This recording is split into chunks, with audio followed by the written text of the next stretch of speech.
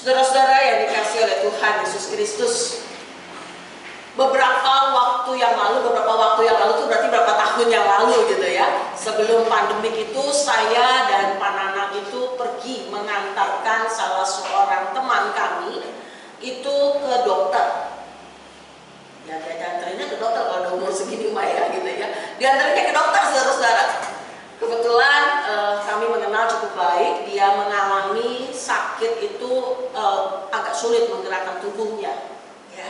Dibilang stroke enggak, tapi dia mengalami kesulitan dalam menggerakkan tubuhnya.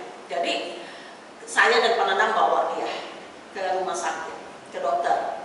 Sampai di sana kami menemani dia, lalu MRI segala macam dan seterusnya. Lalu dokternya ketemu dan dokternya bilang gini, "Bapak kerjanya apa?"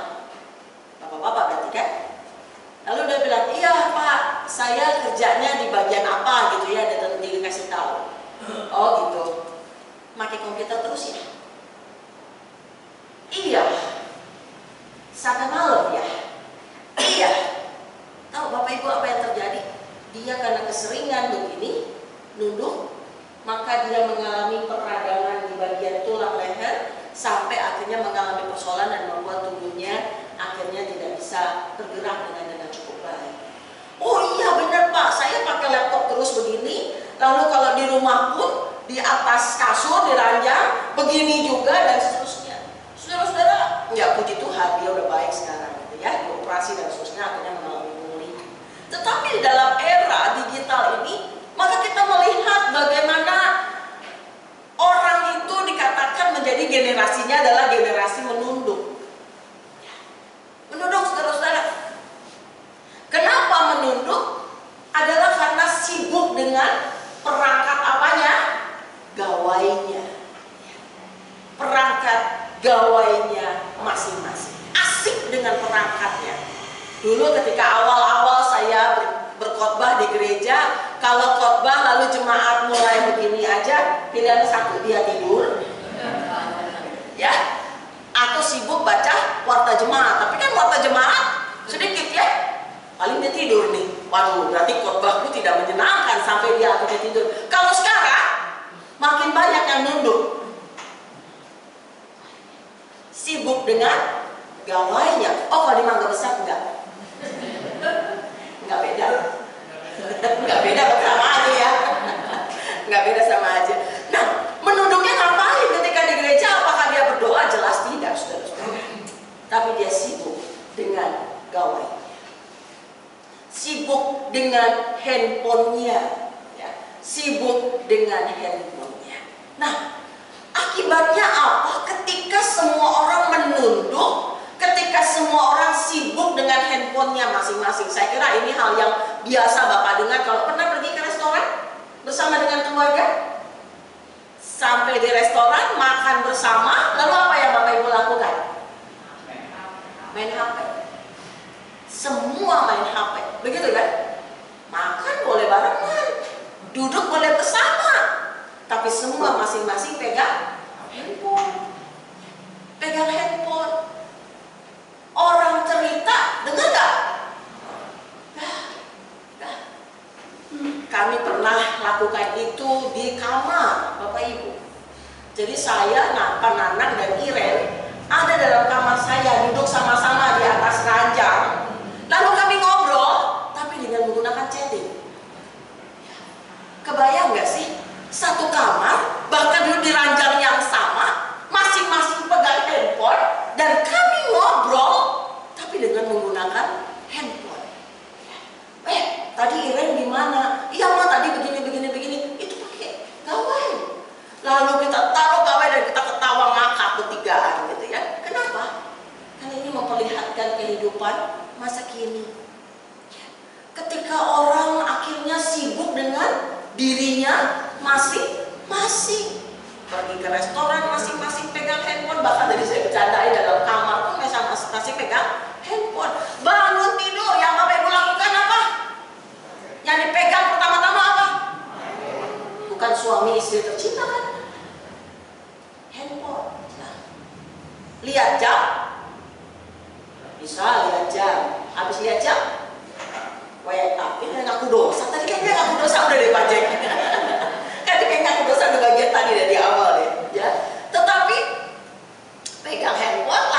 sepeda, lihat WA, selesai WA, lihat yang lain-lain. Pertanyaannya Bapak Ibu, apakah betul ketika kita menunduk ini kita nggak mau tahu dengan lingkungan kita? Apakah betul ketika kita sibuk dengan handphone kita ini berarti kita individu masing-masing nggak mau tahu dengan lingkungan kita? Kalau kita mau jujur, enggak. Apa yang Bapak Ibu lihat ketika membuka handphone? Ternyata yang kita lakukan itu bukan tidak peduli, tapi adalah kepo. Kepo, tahu kepo? Rasa ingin tahu yang berlebihan. Untuk siapa? Kepentingan dan urusan orang lain. Yang dilihat berita. Si ini lagi kenapa nih? Si ini gimana nih? Ini apa? Terus kepo, pengen tahu urusan orang, ya. Pengen tahu kepentingan orang lain. Betul, di zaman era awal modern, individualisme makin kuat. Tapi sekarang kalau kita lihat orang terlalu banyak kepo. Kepo, pengen tahu urusannya Pak Karim, Ibu Tri, lalu berhenti sampai di situ nggak apa-apa. Tapi yang ada setelah kepo, lanjutnya apa? Ditelanjangi. Lalu kita mulai menelanjangi kehidupan orang lain. Lalu kita mulai menelanjangi aib, kesalahan orang lain. Lalu kita mulai pakai gawai kita lagi. Lalu mulai hubungi Daniel. Dan kamu tahu nggak? Pak Karim itu gini loh.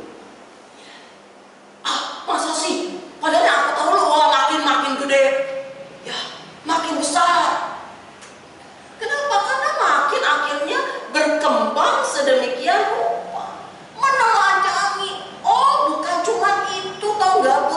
Bukan cuma itu. Ini loh, dia tuh punya kesalahan ini. Dia tuh orangnya, aibnya makin besar, aibnya makin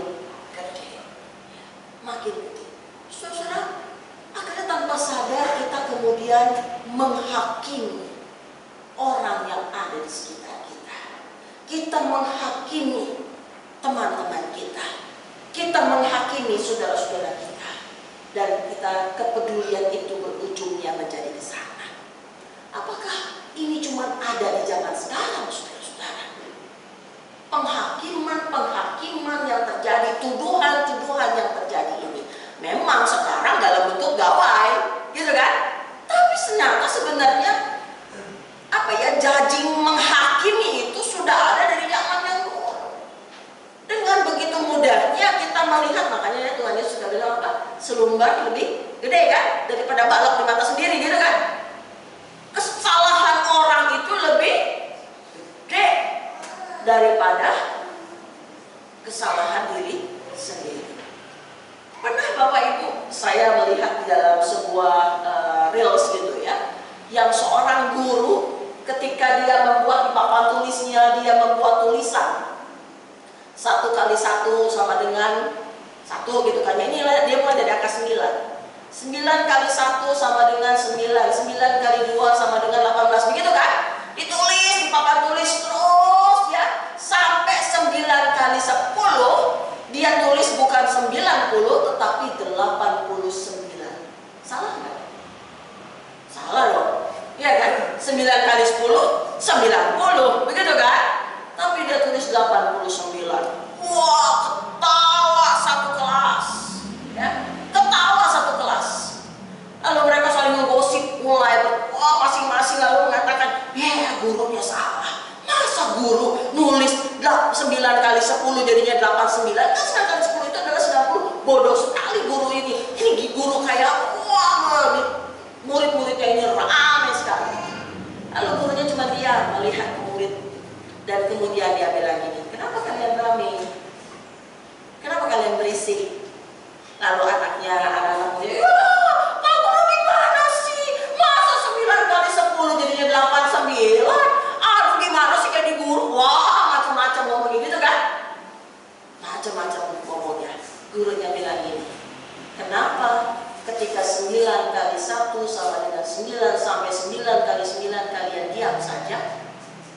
Begitu 9 kali 10 saya tulis 89, kalian ribut dan kemudian jadi rame. Kenapa yang bagian 9 kali saya nulis benar, kalian tidak mengatakan apa-apa? Saudara-saudara, kita lebih suka melihat apa? Melihat yang baik atau melihat yang buruk? Kalau kita ngobrol, ngomongin orang, kira-kira kita omongin hal yang baik atau hal yang tidak baik? Ini pengakuan dosa semua ini. Hal yang tidak baik. Seringkali yang ada nampak jelas di mata kita adalah kesalahan. Dan bukan cuma nampak jelas, ini udah jelas nempel di kepala, kemudian kita omongin terus-menerus. Ini udah diperbaiki, 9 kali 10 sama dengan 90. Besokannya ketemu, tahu nggak ya, si bapak ini ya masa 9 kali 10 sama dengan 89. Tapi diperbaiki kan? Jadi 90 kan? Seminggu kemudian, tahu nggak ya, bapak ini ya 9 kali 10 sama dengan 89. Terus diomongin, gak ada habisnya, gak ada berhentinya. Padahal sudah dikoreksi. Mungkin orangnya sudah minta maaf, gitu kan?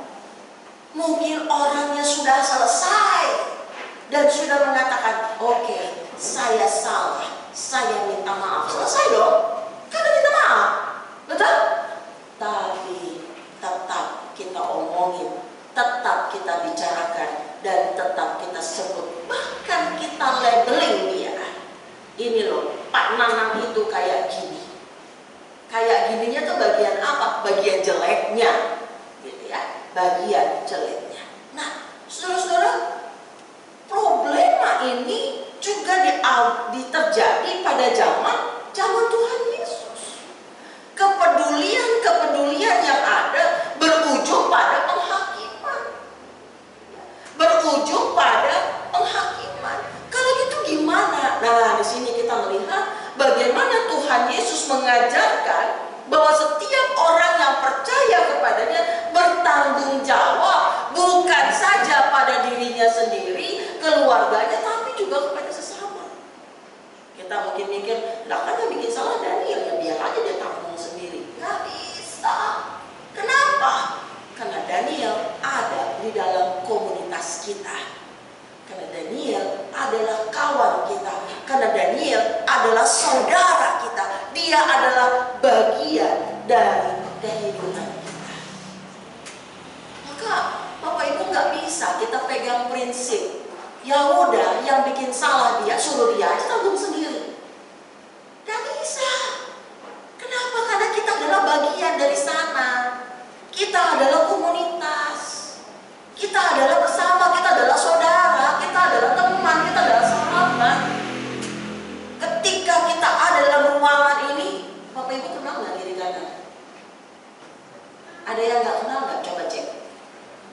Ya, kiri kanan depan belakang. Ada yang nggak kenal? Kenal semua? Yakin? Si Bapak ngegeleng tuh. Nggak kenal semua ya Pak? Ya Bapak kenal siapa Pak? Tahu nggak kalau Bapak dari Surabaya? Ayo kenalan dulu, Pak Jo, kenalan, ayo. Ya, tetapi artinya adalah bagian dari kehidupan kita. Saya bilangnya masih calon ya, calon menantu saya itu, nggak bener calon menantu. Calon menantu saya tuh selalu bilang gini, GKI itu adalah Gereja Keluarga Indonesia, bukan Gereja Indonesia, Gereja Keluarga Indonesia. Dia dari Sidoarjo, Surabaya. Tapi dia bilang, kemanapun saya pergi, begitu saya ngelihat GKI, saya berasa pulang. Saya berasa pulang. Padahal dia gak kenal. Tapi dia bilang, saya berasa pulang ke rumah. Dan dia bilang, kenapa? Karena GKI itu adalah Gereja Keluarga Indonesia. Kenapa Bapak Ibu? Kita keluarga. Kita saling menyapa satu dengan yang lain. Maka ketika ada satu orang melakukan mungkin salah, bukan penghakiman, bukan kemudian kita mengatakan suruh dia urus urusannya sendiri. Gak bisa, karena orang ini adalah bagian dari keluarga kita. Orang ini adalah bagian dari diri kita. Lalu kalau gitu apa yang harus kita lakukan? Tuhan Yesus memberikan kepada kita petunjuk-petunjuk dengan cukup rinci, saudara-saudara, dalam Injil Matius. Ya. Apa yang terjadi ketika kita boleh menemukan ada kesalahan yang dilakukan? Maka di dalam bacaan kita Injil Matius pasalnya yang ke-18, ayatnya yang ke-15. Apabila saudaramu berbuat dosa, apa yang dikatakan? Tegurlah dia di bawah 4 mata. Artinya apa? Ajak ngobrol berdua, begitu kan? Yuk berdua. Kamu salah. Misalnya gitu ya. Tegurlah berdua, ingatkanlah dia, ya. Ingatkanlah dia, tegurlah. Tegur ini bukan ngehakimin Bapak Ibu, bukan nuduh. Tetapi dalam kata tegurlah ini, dari kata elekson ini, berarti lebih ke arah yakinkanlah dia, bukan celak, ya, bukan nyelak, tapi meyakinkan dia bahwa apa yang dia lakukan itu salah. Bahwa apa yang dia lakukan itu tidak benar. Kayaknya kamu salah nih. Jangan ngomong begini. Kalau ngomong begini, kamu akan seperti ini. Tegurlah mereka. Nah, persoalannya ketika ditegur berdua nih, ajak minggir. Kita ngobrol yuk sebentar. Makanya kalau ada anak ini, ngobrol sebentar, hati-hati lo lagi ditegur. Enggak sih, enggak begitu juga gitu ya. Tapi ajak ngomong berdua. Biasanya kalau ada ditegur enak nggak, Bapak Ibu? Apa reaksi kita kalau ditegur? Gracia, kalau ditegur, reaksinya gimana? Ini secara psikologi apa biasanya reaksi orang nih? Kecewa, sakit hati, baper. Dia ngomong bukan saya loh, saya cuma menerusin apa yang ada Gracia. Kecewa, sakit hati, baper. Lalu kalau udah kecewa, sakit hati, baper, apa yang dilakukan? Marah, mutu. Ini saya lagi ngomongin uang, Pak Ibu ngomong. Marah, mutu. Terus apa lagi? Cukup? Apa lagi? Apa Bu? Setelah marah kan kecewa. Udah kecewa, tadi apa tadi kita lupa ya? Apa ya? Kepikiran jadinya. Mulai kepikiran. Terus jadi baik nggak? Kok dia bilang enggak sih? Dia ditegur nih. Pas ditegur kan kecewa pastinya ya. Kecewa, sedih gitu ya, marah. Lalu jadi apa tadi? Jadinya tuh semakin nggak enak gitu kan. Kepikiran, setelah itu jadi baik nggak? Enggak. Ada yang bilang enggak loh. Bukan saya loh yang bilang enggak. Puji Tuhan kalau langsung jadi baik ya. Kalau iya ya Pak Nana, bener juga. Yaudahlah saya perbaikin diri. Selesai Bapak Ibu, benar nggak? Ketika kita ditegur, ketika kita diingatkan, kecewa siapa sih yang enak ditegur? Nggak ada orang yang suka ditegur, nggak ada orang yang suka diingetin salahnya, gitu kan? Ada rasa sedih, ada rasa kecewa, mungkin marah. Kalau kemudian iya ya, gue mestinya begini nih, selesai Bapak Ibu, beres, betul? Tapi pada tadi bilangnya enggak kencang lagi, banyak lagi gitu ya. Enggak. Yang ada tadi marah, sedih, kecewa, mutung. Kalau mutung ngapain biasanya Bapak Ibu? Apa? Kalau mutung ngapain? Aku mutung nih. Kalau mutung ngapain? Apa Bapak Yakub? Pak Yakub yang ngomong, bukan saya. Mulailah tidak ke gereja, pindah gereja. Ngapain ke gereja? Yang khotbah pendeta Nanang. Udah jangan, yang lain aja. Kalau Pak Nanang tuh khotbahnya nyindir-nyindir, apalagi istrinya. Lalu mulai nganggep pindah gereja, mending gue coba pindah gereja, marah sama Tuhan, marah sama ini, wah merembet. Tapi saudara-saudara, memang ada orang yang kalau langsung terima selesai urusan. Tapi ada orang yang ngeyel, yang gak terima. Diomongin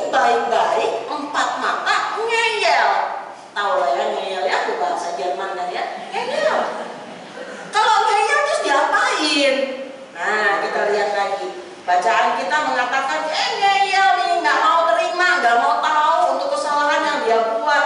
Maka di dalam ayatnya yang ke-16, jika ia tidak mendengarkan engkau, bawalah seorang atau dua orang lagi, supaya atas keterangan dua atau tiga orang saksi perkara itu tidak disangsikan.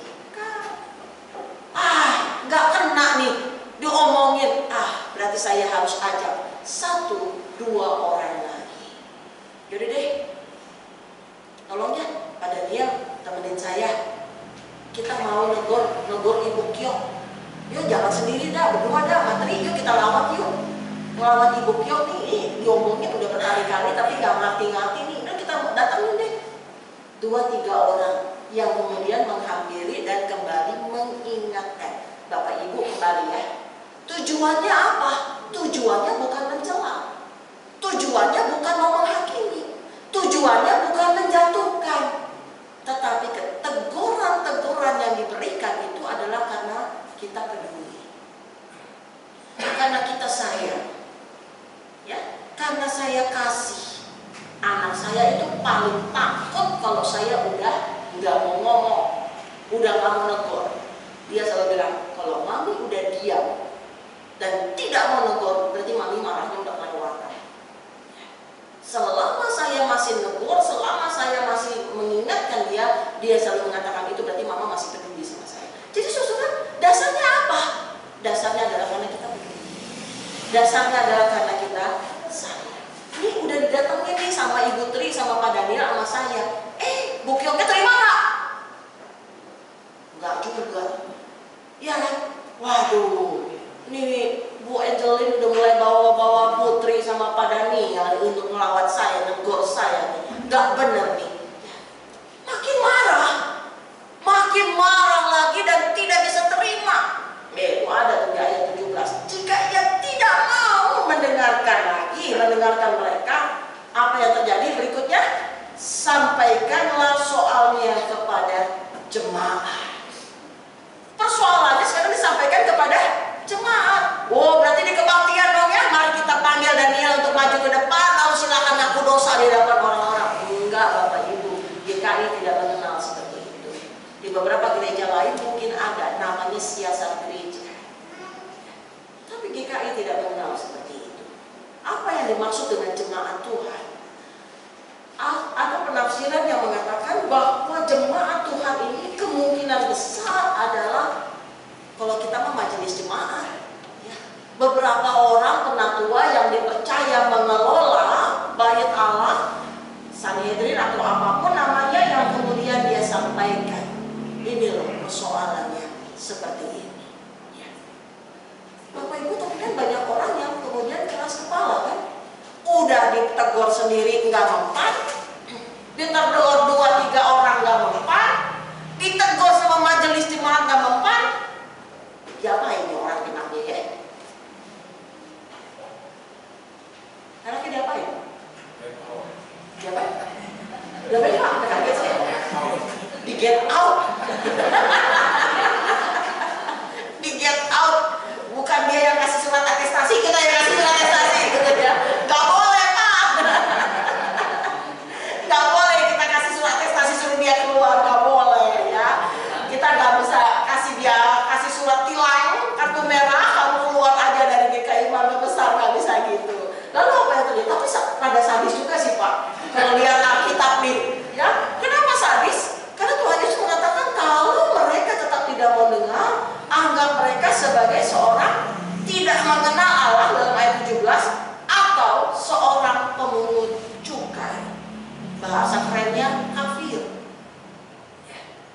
Dalam tanda kutip memang kemudian disingkirkan. Tapi kok dia anggap tidak mengenal Allah dan seorang pemungut cukai? Apakah kemudian kita singkirkan begitu saja? Nah, kalau kita lihat ini agak kontradiksi. Kenapa? Karena Tuhan Yesus itu hadir untuk orang yang dosa, bukan untuk orang benar.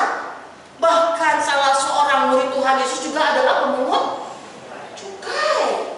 Kenapa kok Tuhan bilang kalau ini orang tetap ngeyel,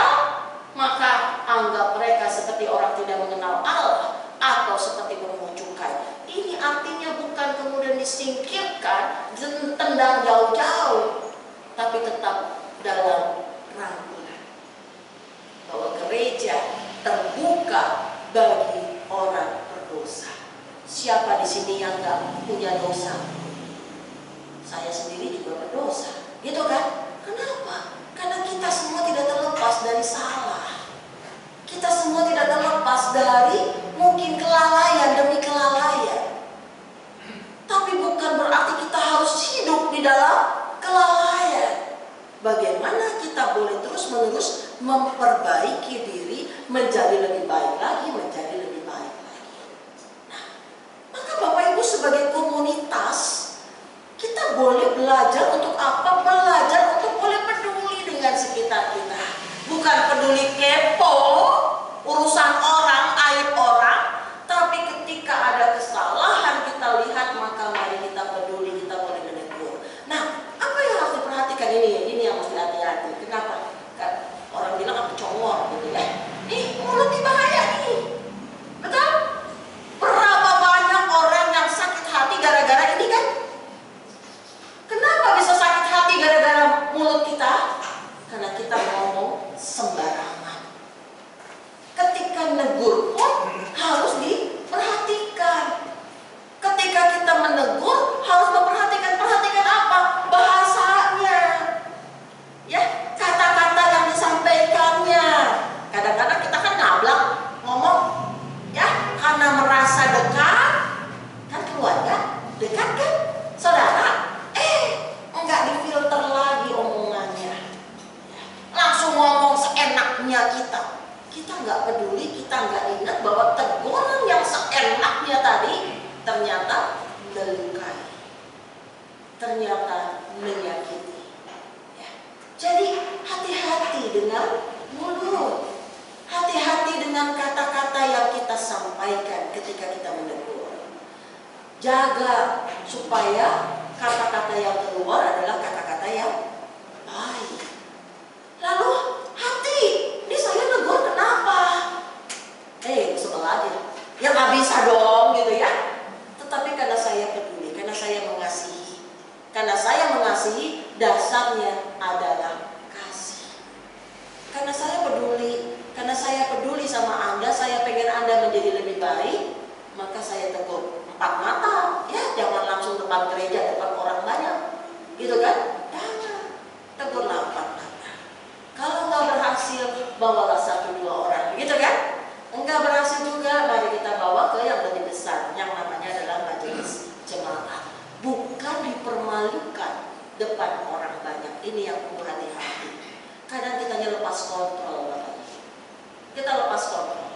Kita nggak ingat kalau ada di depan orang banyak, kita merasa tegur seenaknya. Tri, jangan bikin nah, lo ngomongnya depan orang begitu banyak. Saya sedang mempermalukan Ibu Tri, saya sedang mempermalukan Ibu Kiok, saya sedang mempermalukan Pak Daniel. Kan saya tulus, saya pengen mengasihi. Itu kamu lagi mengasihi apa lagi mempermalukan orang? Gitu ya. Jadi hati-hati, ternyata teguran-teguran yang kita berikan itu bisa menjadi memulihkan, ya, tapi juga bisa menghancurkan orang. Hati-hati. Ya. Waktunya salah, tempatnya salah, caranya salah. Negornya kenapa? Nih ya, negornya udah berdua nih. Saya berdua 4 mata, tapi intonasi saya, nada saya tinggi. Orang yang ditegur dengan nada tinggi, ini kamu lagi ngapain sih? Lagi marah-marah, lagi ngehakimin, lagi ngeinterogasi dan seterusnya. Nada juga harus diperhatikan. Ternyata banyak Bapak Ibu yang mesti diperhatiin. Intinya mah gitu ya. Kalau kita negor, yakini bahwa teguran kita itu adalah untuk memulihkan. Yakini bahwa teguran kita itu membawa kebaikan, bukan menghancurkan orang. Coba tempatkan diri kita menjadi orang itu. Kalau ditegur dengan cara demikian, kira-kira kita sakit hatinya? Kira-kira kita marah gak? Ketika kita jadi kecewa nggak? Kalau kecewa jangan. Berarti kita harus ubah cara kita, cara ngomong kita, kata-kata kita, supaya keluarga kita, komunitas kita boleh terus menjadi komunitas yang baik. kehadiran kita, kebersamaan kita, kita boleh saling menopang satu dengan yang lain. Bukan menghancurkan, bukan menghabiskan orang, tapi yuk kita boleh bersama-sama. Bersama-sama kita boleh menjadi alat dalam tangan Tuhan. Mari saudara kita boleh belajar untuk saling menegur, tapi menegur untuk memulihkan, bukan menghancurkan. Tuhan menolong kita. Amin. Sampai jumpa.